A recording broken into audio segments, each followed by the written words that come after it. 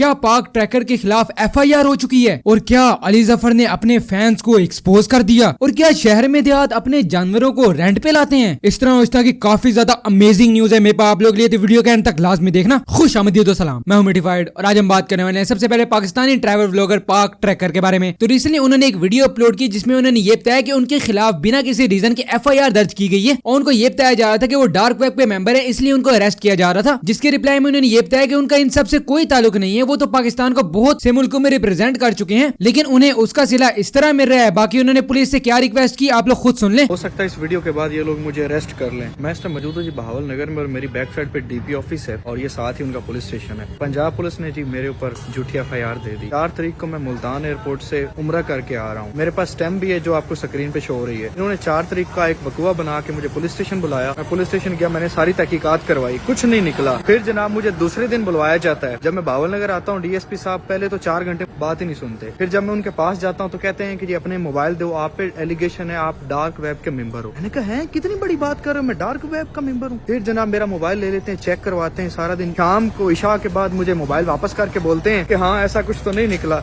लेकिन DPO साहब के जो ऑर्डर है ना वो यही है कि आपके ऊपर FIR देनी है। मैंने कहा है किस चीज की FIR देनी है? कहते जी DPO साहब ने एक्स पार्टी फैसला कर लिया आप पे FIR देने का और आज उन्होंने मुझ पे FIR दे दी है। मेरे पास सारे प्रूफ है, मैं हाजिर हूँ यार कि मुझे मेरी बात तो सुन ली जाए। DPO साहब मिलने को तैयार नहीं है बहावल नगर। कितनी नाइंसाफी है, मतलब मेरे साथ इतना हो रहा है। मैंने यार क्या कुछ किया है? मेरे YouTube पे आप देख लें 3.5 लाख के करीब सब्सक्राइबर है। मैं हमेशा पाकिस्तान को बाहर रिप्रेजेंट करता रहा हूँ। आगे हम बात कर लेते हैं अली जफर से रिलेटेड। तो आप सबको मालूम होगा कि PSL 9 का जल्द ही आगाज होने वाला है और इस दौरान अली जफर का PSL एंथम ना आए तो PSL की रौनकें अधूरी रह जाती हैं। नाउ रिसेंटली अली जफर ने अपनी ऑडियंस से पोल डालते हुए ये पूछा कि क्या उन्हें PSL का एंथम रिलीज करना चाहिए और अगर वो PSL का एंथम रिलीज करते हैं तो इससे क्या PSL की ब्रांड की इमेज बढ़ जाएगी? जिसके रिप्लाई में 68% लोगों ने ये कहा कि हाँ इमेज बढ़ जाएगी और इसी के साथ साथ उन्होंने ये भी कहा था कि ईमानदारी से बताना है, जिसमें उन्होंने ये कहा कि ना ही वो हर्ट होंगे और ना ही उनमें गरूर आएगा। सो गाइस उस पोल के बाद अली जफर ने एक शॉकिंग स्टेटमेंट शेयर की जिसमें उन्होंने ये बताया कि तकरीबन 5000 लोगों ने उस पोस्ट को देखा है और वोट्स जो है वो तकरीबन 32,000 तक आ गए हैं, जिससे ये चीज साफ जाहिर होती है कि पोल्स में जो वोट्स हैं वो बोट्स के जरिए किए गए हैं। जिस पर रिएक्ट करते हुए उन्होंने लास्ट में कहा कि thanks for exposing yourself, have a good night, that was fun, lol. Okay तो नेक्स्ट हम बात कर लेते हैं आजाद चायवाला के बारे में। तो रिसेंटली वो काफी एंग्री हो गए थे अपने हेटर्स पे क्योंकि उन्होंने आज से 3 साल पहले एक बिजनेस का बताया था, इंटो के बिजनेस के बारे में, जो कि आज काफी लोगों को मुनाफा दे रहा है। मगर उस वीडियो पे काफी लोग उनको बुरा भला कह रहे थे, जिनको रिप्लाई करते हुए उन्होंने ये कहा,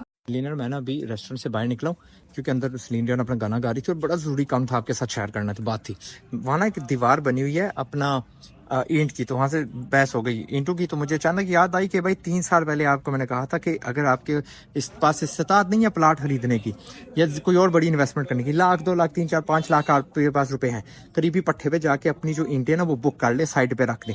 ईंटें ऐसी चीज़ें इन्फ्लेशन के साथ बढ़ती रहती हैं और जिस तरह देखिए डॉलर रुपया कमजोर हो गया, डॉलर 100% बढ़ गया। तो सेम थिंग वेंट फॉर ईंटें। उस वक्त 8-7 रुपए की थी, आज 17 रुपए की है।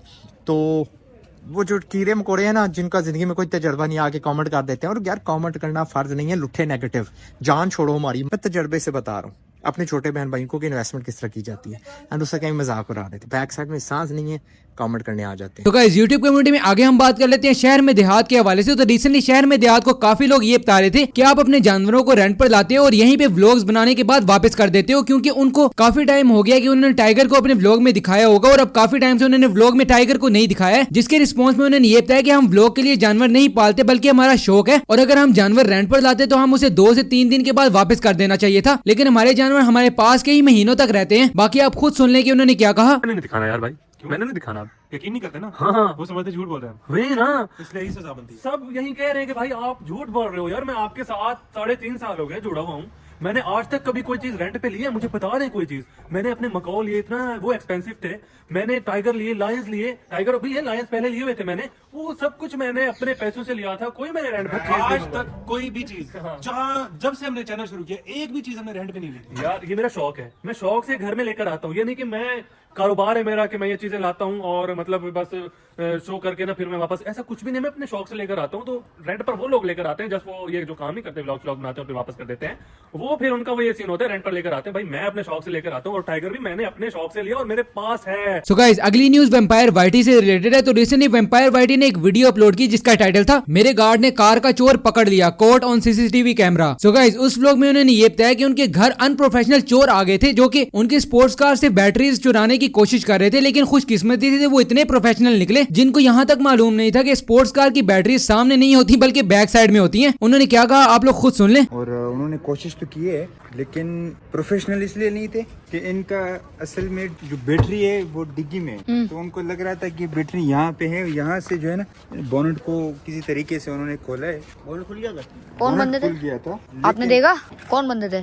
दो बंदे थे वहाँ प्लेट की तरफ से खाली। अभी कब हुआ है? अभी जी जी यहाँ पे इधर जी। कहते हैं मैं क्या करूं? इनकी क्लियर पिक्चर निकालो इनके फेस। आपने दी थी आवाज ऊपर से? मैंने ऊपर से आवाज दी थी, कौन आया था? पता नहीं, अभी घुसे। अब हम बात कर लेते हैं हिप हॉप कम्युनिटी के बारे में। तो हिप हॉप कम्युनिटी में कैफे खलील का न्यू सॉन्ग जुर्माना रिलीज हो चुका है जो कि आप लोगों को एक दफा लाजमी चेक करना चाहिए। आगे हम बात कर लेते हैं कुछ स्पोर्ट्स न्यूज के बारे में। तो स्पोर्ट्स न्यूज में सबसे पहले और आखिर में हम बात कर लेते हैं HBL PSL के बारे में। तो HBL PSL के मैचेस के फिक्सचर्स का शेड्यूल ऑफिशियली आउट हो चुका है जो कि आप लोग स्क्रीन पर नजर आ रहा होगा। आप लोग इसके बारे में क्या कहते हैं मुझे कमेंट सेक्शन में लाजमी बताइएगा। एनिमे न्यूज में हम बात कर लेते हैं हाउ टू बिकम ऑर्डिनरी के बारे में। तो उसका टीवी एनिमे अनाउंस हो चुका है जुलाई के लिए। तो बस अभी के लिए मेरे पास इतनी न्यूज थी। अगर आप लोग को वीडियो पसंद आया तो यार लाइक कर देना। मैं आप लोगों से मिलता हूँ अगली वीडियो में। अल्लाह हाफिज।